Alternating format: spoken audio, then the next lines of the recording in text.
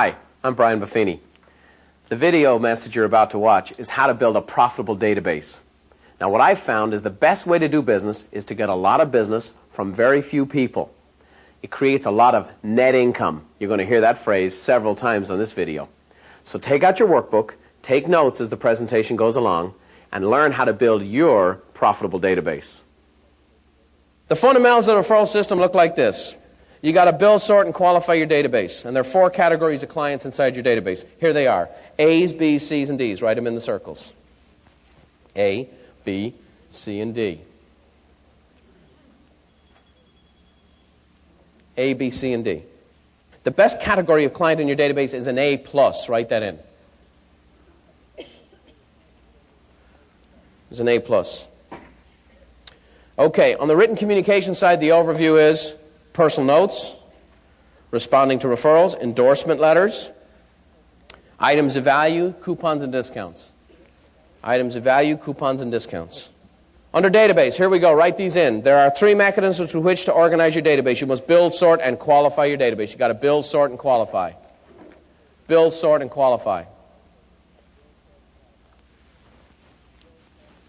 Build, sort, and qualify. Under building your database, here it is. Put an X next to this right here where it says build your database. I'm going to give you an activity. If you will do this activity, it will be the single best activity you will ever do to organize and focus your business. This is it right here. It's a very simple task, and it's so simple, I've told so many people that at least dozens of people have done this. I want you to print up your database, and I want you to sort them into the following categories. Who are your current clients? People you're actively working with. Okay? People you're actively working with. Past clients. People you've done business with in the past. Your sphere of influence. Now, how many of you have heard of the word sphere of influence? You ever heard that phrase? The word is sphere, okay? Just to clear that up. A sphere is something with a sharp point on the end of it. Sphere of influence. Next to that, you can write down these words. My holiday mailing list. My holiday mailing list. Who would you send a Christmas card to? Who would you send a Hanukkah card to? Who would you send a season's greeting card to at the holidays? Your holiday mailing list. Just to clarify it. And if they're not in that list, they're not in your sphere of influence. They belong somewhere else. Business associates. These are people you do business with, people you refer business to. The people in this room generate thousands and thousands of leads for other businesses. Plumbers, painters, attorneys, CPAs. You name it. Roofers, contractors, painters. All kinds of people. Carpet cleaners. You guys refer a lot of business to a lot of people. Okay? Who do you refer business to? Who do you do business with? Now, here's where it will get a little difficult, or seem difficult. Some of the people in your sphere of influence, some of your past clients, and some of your current clients might be business owners. I want you to double list them. Okay? And I want you to simply categorize these people. I want you to put in the box, I want you to put the numbers when you do this activity. And then I want you to separate these lists. Because we're going to focus your activities. One of the key principles I'm going to teach, and some of the mechanisms we're going to cover this morning, is how to actually target business owners in your database. A business owner is a much better referral than any other kind. It's the best kind of referral. And here's why. Let's say Stephen here is my CPA. If Stephen refers me to Mary Jane, here's what happens. He didn't just refer me as a person, he also now put his professional reputation to mine. Does that make sense? Here's another tip. Professional business-to-business referrals will always lead to a larger average sales price and a higher average commission. How many of you have increased your average sales price since you've been working our system? Let me see your hands. Okay? Appreciably so, all across the country. Now, I did it in a down market. In a market where the average sales price plummeted, my average sales price skyrocketed because of the business-to-business referrals. Now, here's a tip on this. Is it more work to sell a $400,000 home than a $200,000 home? In fact, a lot of times it's easier. Is that true? It's the first-time buyers that are like the Poseidon Adventure to work with. So it's more rewarding financially to have an average sales price. You can do less transactions and make more money. And you actually get to make more, what's the 3-letter word? Net. Friends and family. Groups and associations. The 4 categories of clients defined in your business. Okay? Here's the 4 types of people. There's A's, B's, C's, and D's. Okay? A clients, here's the people most likely to refer you. Most likely. In times past, I've even used the word most willing, but most likely is where I'd like you to focus. Most likely. B clients, people who would refer you if asked and shown how. If asked. They got to be asked. C clients, people who might refer you in the future. Okay? Just to give you some samples here, the A clients, if you want to write in, these might be people who've referred you in the past, or people you've done business with. That would be an A. Good example. But some of you are new to the business. Gee, I don't have any past clients, and I haven't had anybody refer me. Okay? Well, who are the people most likely to? Well, mom. Okay, mom, yeah. Okay? B clients, people who would refer you and shown how. As your sphere of influence, if you want to write that in, that would be a good example. Your sphere of influence would be some good Bs. Bs be your sphere of influence. They got to be asked and they got to be shown how to refer you. Here's my business card. Hand out my business card. That's the traditional way to get a referral. And handing out a business card is very passive. Would you guys agree? People put the little heart-shaped sticker on the business card. What does it say? Love referrals. I love referrals. Love referrals.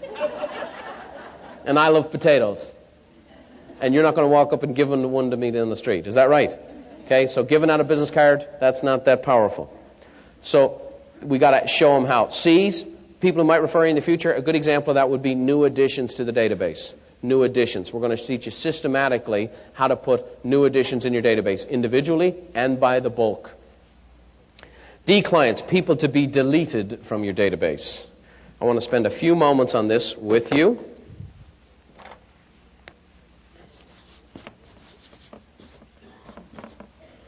A's, B's, C's, and D's.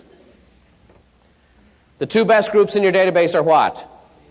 A's and D's, okay? You either want them, the C's becoming B's, the C's becoming A's, the B's becoming A's, or you want them out. What you need is a clean database. Some of you have people in your database, you have no idea who they are. Is that true? If you got on the phone to call them, they'd be like, well, who are you? And you'd be like, well, who are you? How'd you get in my computer? Is that true? No idea where you came from. But I know where you're going. Many people think the image is, what I need to do is have the biggest database I can. I hear people who are farming communities of 12 and 15,000 homes, and they have these mailings going out every 2 weeks. Ba-ba-bam, ba-ba-bam, ba-ba-bam, ba-ba-bam. That is not high on the net income. That is a very, very low income producer. It will produce results. Any of you said, gee, I'm desperate for a result. You can go out and farm a community of 12 and 15,000 homes and send out mailings every 2 weeks. But you will spend more than you make. And the quality of clients you get will be a lower quality lead. Is that true? What we need to do is focus. How many of you in here do have a geographic farm? Let me see your hands. Okay, if you have a geographic farm, all it is a database. And what you need to do is go through it and find out who are the A's and who are the D's. And the A's, you stay connected to. You focus your energy in. You give them more of your time. And the D's, you get rid of. You delete them. How many of you in here have ever worked with the jackass of a client? Let me see your hands. All right. How many of you wish you'd have gotten rid of that person up front? Mm-hmm. Here's what I'm going to share with you. Do not underestimate the power of working with a bad client. Do not underestimate the power of working with a D. A D will take your time, take your energy, and they'll take your spirit. They're a waste of time. But what's worse is they shrink your capacity. Human beings react to negativity. Is that true? And negativity has stronger stick-to-itiveness. Let's say this. We laugh and giggle here for 8 hours, 9 hours, 10 hours today. But I say one thing that really offends you. When you go home tonight, what's the one thing you remember? The offense. Okay? And I apologize in advance. But that's the key. That's how it works. Negative has stronger stick-to-itiveness. You do 10 transactions, 9 great ones, 1 turkey, 1 jackass. After the 10 transactions are over, this is the one you think about. This is the one that has you talking to yourself. What am I doing in this business? Yeah, have you ever talked to the ceiling of your car? I'll show you. And then they come back and hit you for your commission. Is that true? They hammer your self-esteem. They hammer your time. The squeaky wheel always gets the what? If you want to save time in this business, Get rid of the jackasses. They take up all your time. Focus all your attentions on the A's. Focus all your attentions on the best people. Give them more of your time, more of your attention, more of your efforts. The best businesses in the world do this. Do the airlines have any problem telling who their A clients are? Now boarding the first class cabin. The rest of you cattle can get on in 20 minutes. By the time you get on the plane, they're sitting in their nice, large, comfy seat, drinking something out of a real glass. You're fighting for space to put your bags away. They have 2 flight attendants for 10 people. You get 2 flight attendants for 300. They get a nice meal. You get a science project. True? Do they hide this in any way? Are they secretive? Not at all. They hold it up like this. Here's our first-class people, because they know this. The airlines know their first-class people is where they make their money. First-class people don't mind paying full fare. That's how it works. You walk up to United Airlines and say, hey, I know a flight to Boston costs $500, but I got $100 burning a hole in my pocket. That's welcome, sir. Glad to have you here. And here's a referral to Greyhound Bus. But that's not how we do our business, because a lot of times we go on an appointment.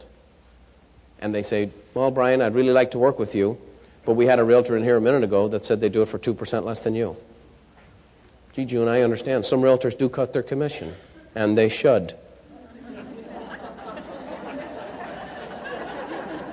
You got to decide, June, what kind of flight you want. When you do business with me, it's first class. I'll put you in the first class cabin, sit back, put your feet up, and we'll get you there in style. You won't have to worry about a thing. Now, if you go with a more discount service, well, you're kind of driving in the cargo hold. And you might have to fend for yourself. You might have to arrange your own meal. You're going to have to be more involved in all the aspects of the transaction. June, here's the thing. I only offer one type of service. You just need to choose what type of service you want. Do you want a Nordstrom's transaction, or do you want a Kmart transaction? You have to choose. And that's all. I'm okay either way, whichever way you choose. Okay? The onus of responsibility for the transaction is upon June, not upon me. Does that make sense? Never does Nordstrom's compete with Kmart. Is that true? Blue light specials, everyone hit the deck. Don't do it. They don't do it. They don't care. They don't care because they're looking for a type of clientele. They're looking for a type of clientele. What type of clientele are you looking for? Somebody with a pulse? Somebody with a down payment? Somebody who owns a house? If that's the only criteria, then that's what you'll get. If you're willing to work with everyone, that's what you'll get. You'll get everyone and everything. Does this make sense? Intuitively, when you go on an appointment, you pretty much know if somebody's a jackass or not. Sometimes you've been on an appointment and inside it's screaming to you, stop! Don't go any further! Tell them you don't know how to sell!